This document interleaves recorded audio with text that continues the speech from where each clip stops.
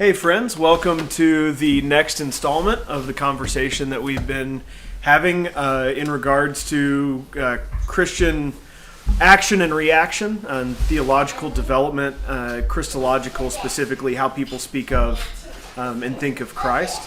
Kids, I told you you could be in here if you were quiet, okay? You're going to hear kids in the background. Hayes is down for a nap by some small miracle. Oh, okay. So, yeah, we're just going to continue rolling. It's whatever. It's been a crazy day. And this is actually going to be a little bit shorter than the others that I've done in the series because we've got somewhere that we need to be, pre-existing appointment. But I did want to go ahead and get this in. This is where it gets really fun for me because it gets extremely interesting doing the reading. Hunter? We made a deal, Bubba. You can stay in here if you stay over there.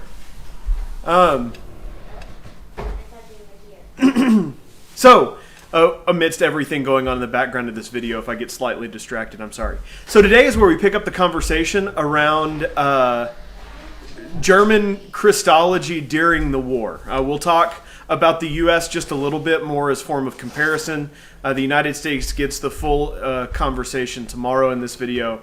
But today we're going to talk about and look at the way that German religious leaders speak of God, speak of Jesus during the war. So if you haven't seen it or if you don't remember, we talked about how in pre-war German theology and Christology, there was an idea that what Jesus had come to accomplish was to teach a level of personal piety. Some in mainstream German Christianity had let go of the idea of the Immaculate Conception, the virgin birth, the deity of Christ, but still held that Jesus was important in that he had come to live a specific way as a model. And because he had a unique relationship with God and a unique dedication to God, unmatched by other human beings in the existence of the world, then that made him the perfect model. That's a generalization, and it is not a perfect description. There's a lot more to be had in that conversation. What that ends up meaning for... Yes, Bubba, do you have a question? Can you use the grandson? Yes, Bubba, you can. Sorry about that. So what that ends up meaning is that the purest understanding of Christianity as far as German theology goes at the time of the war, generally speaking, is that it is found in the expression of individual experience, how you experience God, and how your experience with God shapes your own personal dedication and piety, without a whole lot of recognition that maybe that should affect how you think and act in the world. It ends up being a very individualized, very self-oriented, and then when it becomes a national idea during the war, nationally oriented form of Christianity. You'll see that in some of the readings that I share with you today. Today's going to be a bit reading heavy because there's no way on earth I can, in my own words, recreate some of the absolute insanity of the quotes that we're going to look at from today. One of the books that was really important in this stage of research for my work was this book by J.P. Bang, who was a Danish author, called Hurrah and Hallelujah. It's been reprinted in the Leopold Classics library. It can be somewhat difficult to track down. Not very expensive if you are interested in watching how reading how nationalism can hijack Christianity. It's a great, inexpensive book to snag for that. I strongly recommend it because it's fascinating reading. Again, that's Hurrah and Hallelujah, very appropriately titled. I will say before I do this that J.P. Bang, who collects these German writings and sermons from during the war, is by no means unbiased. He's pretty anti-German militarism. I'd be lying if I said he didn't cherry pick the absolutely most devastating ones to find in print. At the same time, this is not an uncommon way of thinking, because you see it in every kind of stratosphere of academic and theological life in Germany, all the way from the professors down through the lowly preachers and poets to the soldiers in the trenches, at least early in the war, though their mindset changes the longer the war goes on. And we will look at that a little bit too. I've got a bit of a sermon from Rudolf Bultmann that comes towards the very end of the war that shows the turn that they're beginning to make in Christological thinking as the war ceases to go their way and it begins to look more and more like defeat is likely. Which is again why I wanted to talk about this for my thesis and in this conversation, is the ways in which people choose to understand or speak of Jesus in ways that are beneficial to where they are at that point. So whatever personal or national setting they find themselves, they understand certain aspects of Jesus more strongly while rejecting others in order to make sense of it all. In a lot of ways, that's a very selfish, self-oriented Christianity. It puts a limit on what we choose to hear and understand because it's most convenient. At the same time, it's incredibly common. We would absolutely be kidding ourselves if we didn't acknowledge that we do the same things, even today. One of the challenges is always identifying the idols that we've set up in our own faith and the way we speak of God, in this case Jesus, and how that may not be wholly accurate even if it's very convenient or comforting. So, I'm going to start talking about Christology in Germany during the war.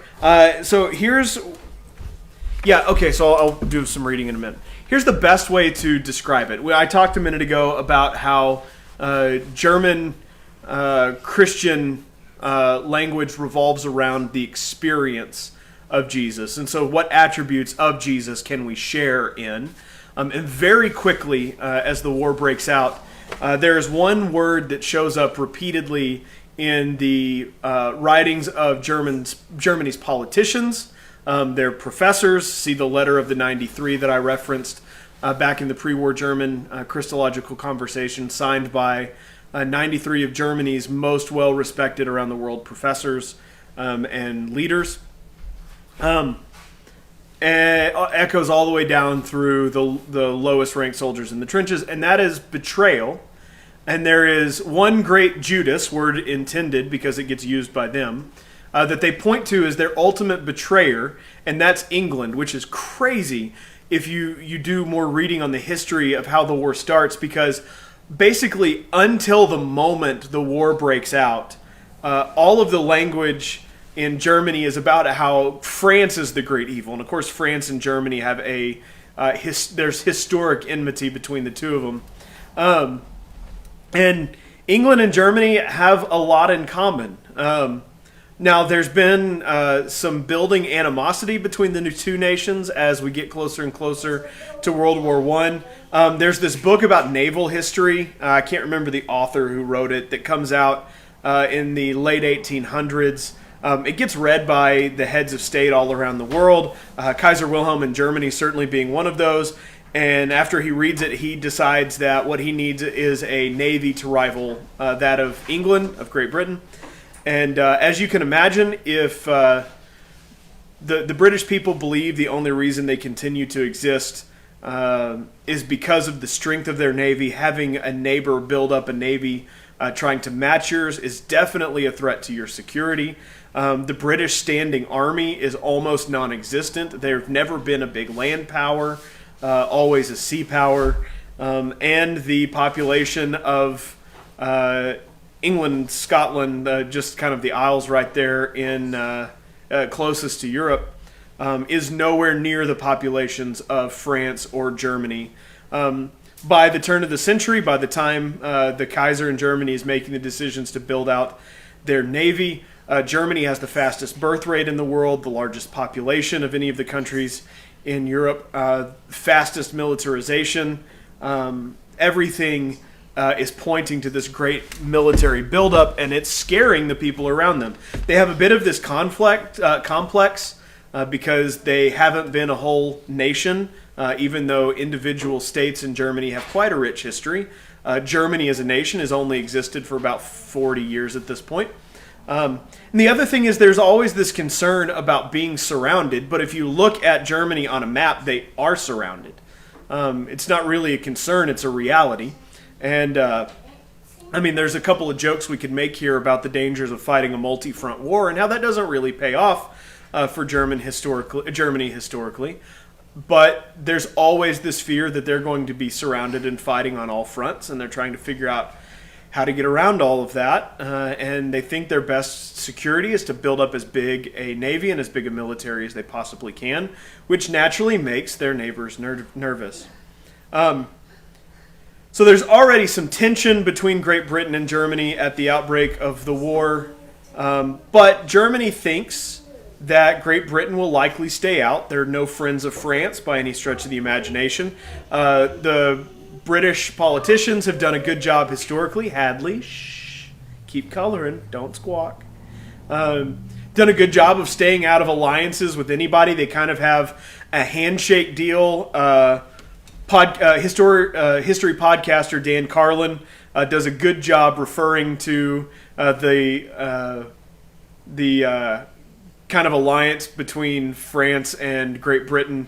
His quote is that there's less paperwork on their alliance than you would fill out to buy a house. There's just really not much to it, and the British people are more than happy to not go to war on France's behalf, given how much they fought with each other historically. The only kind of significant agreement they have is that they have an agreement that's about 80 years old, I guess, at this point, with Belgium, that they will protect Belgium's neutrality.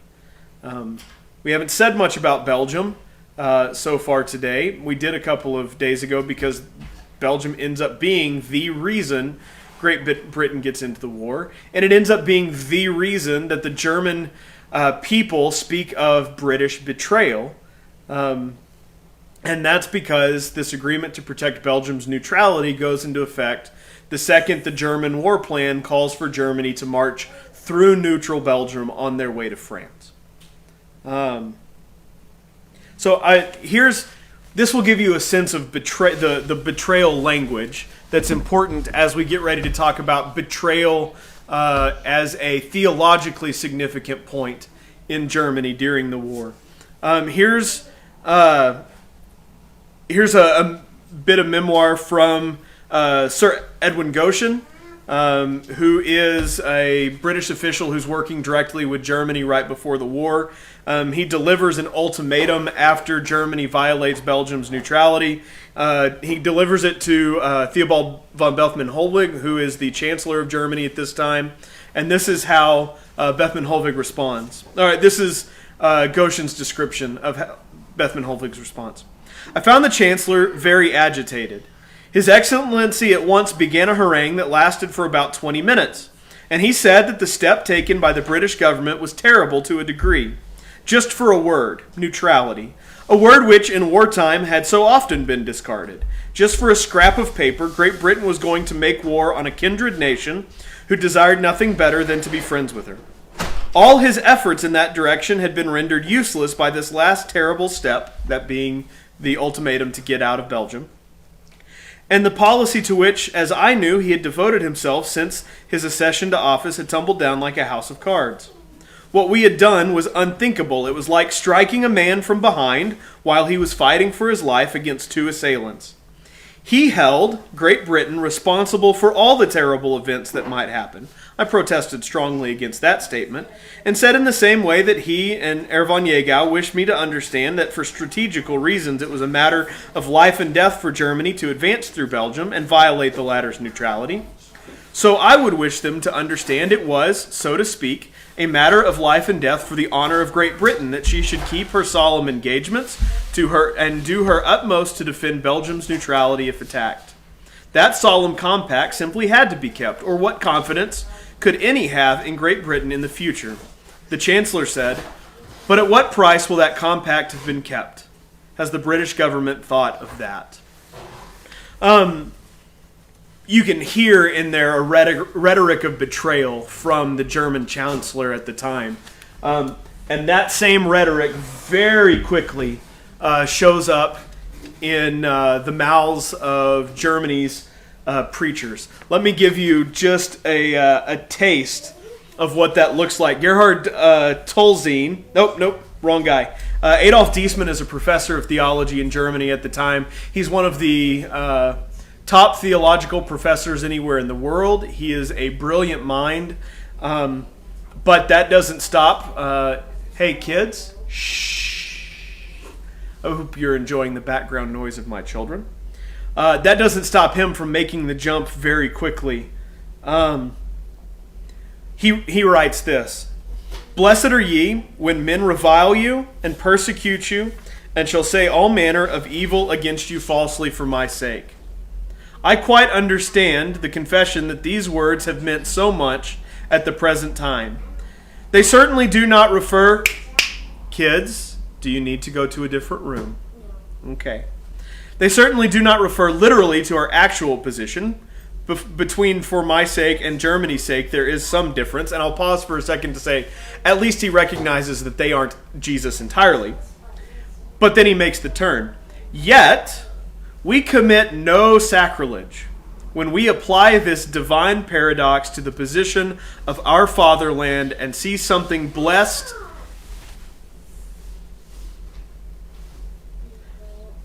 in being given over to the hatred of the world. In the same way, there is another ancient gospel saying which bursts the bonds of its original historical meaning and takes new wings in this storm of world war, a saying which we may as well take as the consecration of our German mission. Ye are the salt of the earth, ye are the light of the world."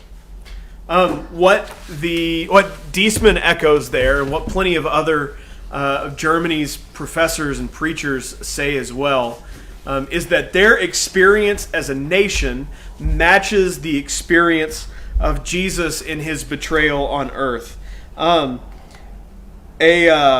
trying to make sure that I remember who it is. I believe it is... well, I can't find it, so I'll skip it for now. More than one of Germany's preachers refers to their betrayal as being, quote, for 30 pieces of silver. Hey, Bubba. What? I love you. I love you, too. I appreciate that. Why are you over here? I want to be with you. Do you want to say hi to the people who are watching? Hi. Okay, go play. Go. I'm still talking, and it's not going to be easy to do with you standing right here, okay? Okay? Come on, Bubba. Thank you. Can I be in this chair? Sure, don't rock it too much or it'll shake the camera. And also remember that there's this general idea in Germany that the German nation holds a primary place in God's kingdom and in God's mission. This is from Walter Lehmann, another German preacher at the time. He writes, "It is true, no doubt, that there is a shortcoming in individuals within the German nation, but," always enjoy those, yeah, we might not be perfect, but, "in the first place, the German nation is the only one that stands morally spotless in this war." Pause. If you want to know just how untrue that statement is, go do just a Google search for the rape of Belgium and look at what the German army does in the country of Belgium and to the Belgian people in 1914 as they violate Belgium's neutrality. It is horrendous. They shoot thousands of civilians. They assault women and girls up and down the countryside. It's bad. And here we have people so certain of German nation's innate Christianity that they see themselves as spotless no matter what the reality is going on. So the only one that stands morally spotless in this war, and secondly, that there are certain great virtues which particularly characterize it, Germany, as faithfulness, devotion to duty, and self-sacrifice. He goes on to say and point out the close relationship between the German nature and the German nation and God. He writes, God is nothing, and by which he means everything. God is nothing but our moral activity, our honest and just dealings, the ultimate and deepest motive of our life struggle. God lives in our hearts to the exclusion of others. He writes that intentionally. And all our prayers are a deep, and in all our prayers are a deep and confident faith in the victory of the eternal and divine order of all things. Thus, victory is achieved by a nation from whose soul the prayer incessantly arises, pure and pious, humble and trustful. And here's the prayer: God is our help.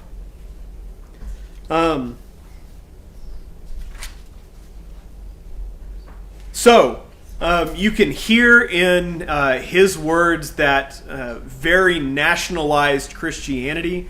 God is with us to the exclusion of others. And they take it a step further than that. God is found truly and only here. More than once, German authors and preachers speak of Germany's war effort as a mission to the world. I don't think I have to do much work to tell you just how incredibly wrong the idea is that murdering people across the countryside is not part of God's mission. But I want to make sure that this is clearly understood. What I'm trying to point out here, and we'll do the same thing when we talk about American Christology during the war tomorrow, because they don't come out looking like saints either, is to understand that what people look for in Christ is what they need to find in order to justify what they are already wanting to do. That's not always true. Certainly Christ, the teachings and life of Jesus can offer corrective when we're off track. But when you are certain of your own superiority and your own rightness, and you believe that you find that completely in Jesus, it is easy to take and twist and make true what you want, and I would argue what you need to be true in order to justify it.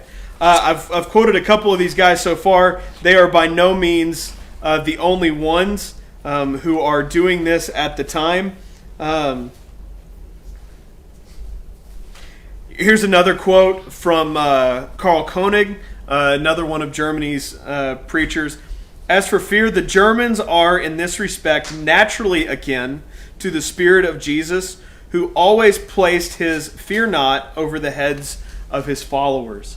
And again, you get that idea that there is something natural about Germany's unique connection to Jesus, the holiest of people, and their efforts in this war are to correct a sinful and barbaric world. And you see that written on more than one occasion from different ministers and professors in Germany. Here's another one of my favorites, Johannes Rump, which, yes, great last name. All joking aside, this would have been a great spot for a pun, but I just couldn't work it out quick enough. Rump produces some real questionable stuff. Here's another throwback to that idea of the people as a betrayed people. He writes about England, the Judas among the nations, who this time, for a change, betrays Germanism for 30 pieces of silver. Again, that idea that the German people, their experience is uniquely and perfectly summed up in the experience of Jesus. And he goes on to write regarding their experience of war.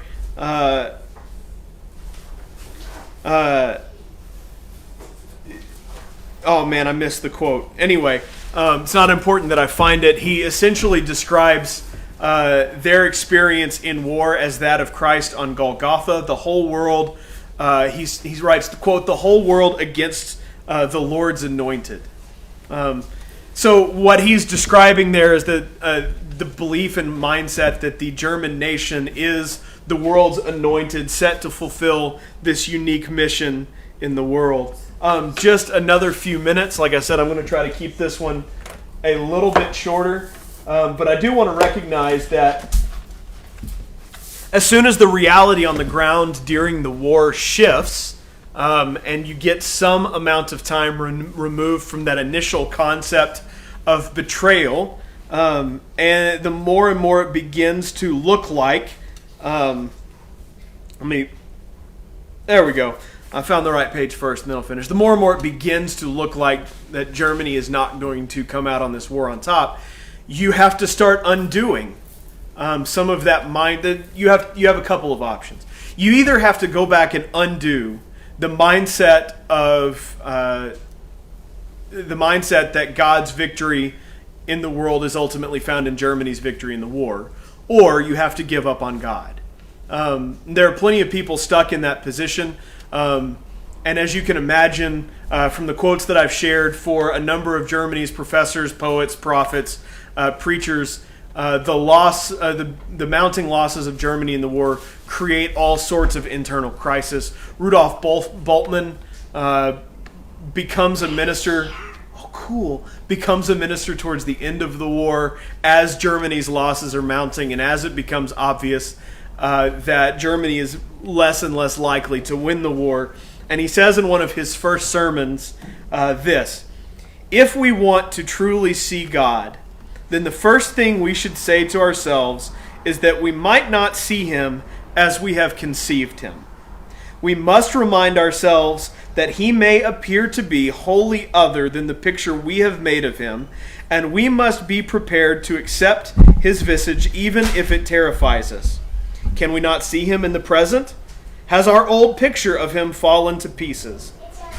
If so, then we must first of all be grateful that we have lost our false conception, for the only way we can see him as he is, for the only way we can see him as he actually is. For that is the only way.